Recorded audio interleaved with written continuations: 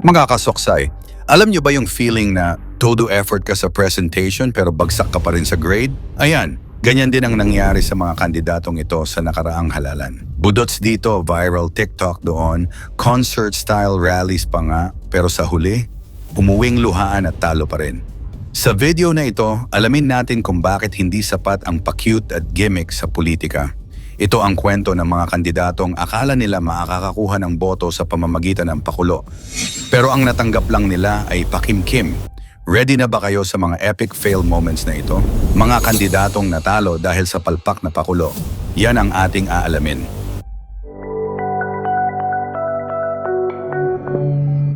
Number 6. Luis Manzano. Unang bida natin si Luis Manzano, ang dating artista na naging politician wannabe. Akala mo ba na dahil galing siya sa showbiz, automatic na panalo na siya? Well, think again. Si Luis, todo budot sa entablado. Parang nasa concert lang ang may pa-selfie pa nga, may pa-cute moments, tapos sasabayan pa ng mga kababayan niya ang kanyang dance moves. Grabe ang energy, grabe ang show. Pero bakit kaya natalo pa rin? Simple lang ang sagot, hindi sapat ang sayaw kung walang konkretong plano. Ang mga botante ngayon, hindi na nila tipo yung puro entertainment lang. Gusto nila makita yung plataforma, ang mga solusyon sa kanilang mga problema. Hindi yung magbubudots ka lang tapos inaasahan mo na boboto na sila sa'yo. Lesson learned. Sa politika, hindi ka naging vice governor dahil magaling ka sumayaw. Kailangan mo rin ng substance at tunay na pagmamahal sa serbisyo publiko. Number 5, Pastor Apollo Quiboloy. Ang owner of the world na hindi naging owner ng Senado, imaginein mo, may kandidato na nakakulong pero tumatakbo pa rin sa Senado. Hindi lang yon, may copyright issues pa ang campaign jingle niya. Pero ang pinaka-epic dito, self-proclaimed owner of the world daw siya. Wow, kung owner ka ng mundo, bakit hindi mo ma-own ang Magic 12 sa Senado? Nagtapos sa ika-31 na pwesto, malayo pa sa ika-12. Grabe ang confidence pero kulang sa boto. Ang nakakatawa pa dito, may mga tagasunod siyang nagsasabing mawawalan ng gabay ang Senado dahil hindi siya nanalo. Pero mga kuya at ate, ang Senado ay para sa mga qualified na kandidato, hindi sa mga nakadetain na nag-claim na may-ari ng mundo. Ang katotohanan, kahit gaano ka pa ka-confident, kahit sabihin mo pang ikaw ang may-ari ng lahat, kung wala kang tiwala ng taong bayan, wala ring mangyayari. Democracy works in mysterious ways, Pastor. Number 4, Gwen Garcia. Cebu is Garcia country or not? Ito naman si Gwen Garcia sa Cebu. May catchphrase pa siyang Cebu is Garcia country, pero mukhang hindi agree ang mga Cebuano sa statement na yan. Sumasayaw din ito sa mga rally, may pa-selfie moments, tapos todo energy pa sa mga campaign events. Pero ang nakita ng publiko, pilit na energy lang daw at madalang na selfie. Ang problema kasi kay Gwen, parang feeling niya dahil may political dynasty na sila sa Cebu, automatic na mananalo na siya. Pero hindi ganun ang takbo ng demokrasya. Kailangan mo pa ring manalo sa puso at isip ng mga botante. Ang ironic pa, yung mga pa-selfie niya na akala niya makakatulong sa kanya, naging dahilan pa ng kanyang pagkatalo. Kasi nakita ng mga tao na puro show lang, walang tunay na connection sa kanilang mga pangangailangan. Number 3, Diwata. Aba, si Diwata naman. Ito yung epitome ng social media fame doesn't always translate to votes. TikTok campaign everywhere. Todo sayaw sa trending audios. Live streams pa habang umiiyak. Pero sa huli, hindi pa rin umabot sa threshold. Grabe ang lungkot ng mga live streams niya pagkatapos malaman na natalo siya. Parang teleserye ang drama. Nagmamakaawa pa sa viewers at umiyak pa. Nakakaawa naman, pero ganun talaga ang politics. Ang issue kay Diwata, akala niya dahil viral siya sa social media, automatic na makakakuha na siya ng sapat na boto para sa party list. Pero mali pala ang assumption niya. Ang mga botante, hindi sila nagde-decide base sa kung sino yung trending sa TikTok. Hindi naman lahat ng may followers sa social media qualified na agad maging public servant.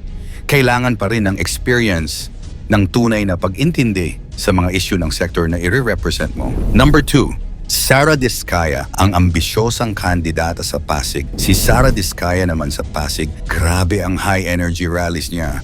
Concert style pa ang campaign vibe, bit-bit ang pangako ng smart city para sa Pasig. Pero ang problema, tumakbo siya laban kay Vico Soto, isang incumbent na sobrang beloved ng mga Pasigenyo. Ang sabi pa ng mga tao, masyadong ambisyosa daw si Sara, Ito ang perfect example ng wrong timing, wrong opponent. Hindi ibig sabihin na may magandang plano ka, an energetic ka sa campaign, automatic na panalo ka na. Kailangan mo ring basahin ang political landscape at intindihin kung ano ang gusto ng mga botante. Si Vico kasi proven na ang track record niya sa Pasig.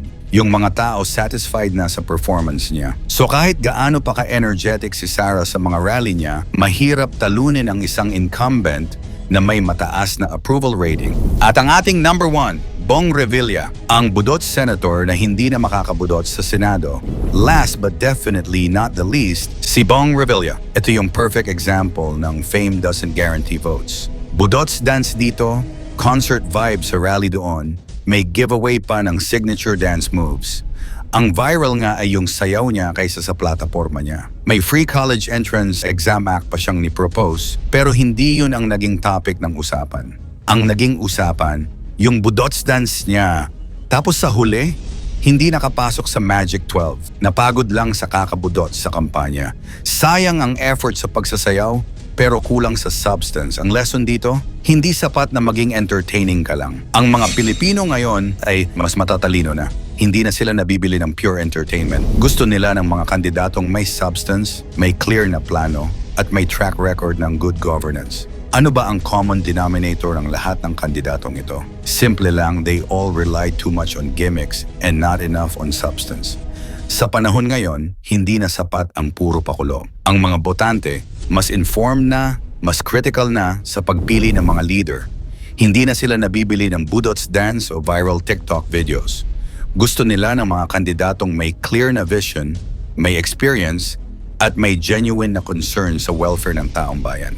Ang ironic pa, yung mga kandidatong walang masyadong pakulo pero may solid na track record, sila pa yung nanalo. Si Vico Soto sa Pasig, walang budots dance pero nanalo dahil sa good governance. Ang Magic 12 sa Senado, mostly composed ng mga experienced politicians na may proven track record. Hindi naman ibig sabihin na masama ang mag-entertain sa campaign. Okay lang yun, actually mas engaging pa nga. Ang problema kasi, ginagawa nilang main tool ang entertainment. Imbes na gamitin lang ito bilang pantawag pansin para mapakinggan ng tao ang totoong laman ng plataforma nila. Mga kasoksay, ang natutunan natin dito ay simple. Sa politics, substance over style. Hindi ka mananalo dahil viral ka sa social media o dahil magaling ka sumayaw. Mananalo ka dahil may tiwala sa iyo ang mga tao na kaya mo silang serbisyuhan ng maayos. At sa mga botante naman, patuloy na maging wise sa pagpili. Huwag kayong maging easily swayed ng mga pakulo. Tingnan natin ang track record, ang plataforma, o ng genuine na intention ng mga kandidato. Sa huli, ang demokrasya ay tungkol sa pagpili ng mga taong karapat-dapat maglingkod sa bayan. Hindi yung mga taong magaling lang mag-entertain pero walang alam sa governance. Sa dami ba naman ng artista sa politika, di kaya dapat showbiz na rin ang pangalan ng gobyerno? Ano ang masasabi mo tungkol sa mga palpak na dances moves ng mga politiko sa nakaraang halalan? I-komento mo naman ito sa ibaba. Huwag kalimutang i-like at i-share. Maraming salamat at God bless.